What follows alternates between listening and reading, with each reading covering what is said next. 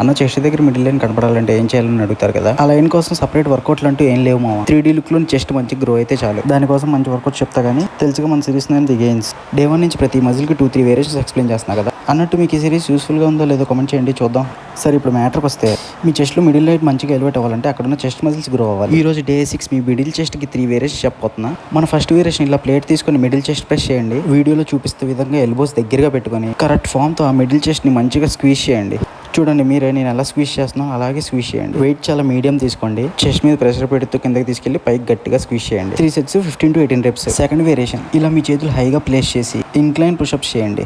ఈ పుషప్స్ వల్ల మీ middle line ఉన్న దగ్గర చెస్ట్ మజిల్స్ మంచిగా ఇన్వాల్వ్ అవుతాయి. 3 సెట్స్ ఫెయిల్యూర్ రెప్స్ హిట్ చేయి. థర్డ్ వేరియేషన్ ఎల్బో పక్కన ఇలా కేబుల్ సెట్ చేసుకో. సెట్ చేసుకున్నాక మీ 2 చేతులు ఇలా దగ్గరికి కలిపేసుకొని స్ట్రైట్ గా కేబుల్ తో చెస్ట్ ప్రెస్ చేయి.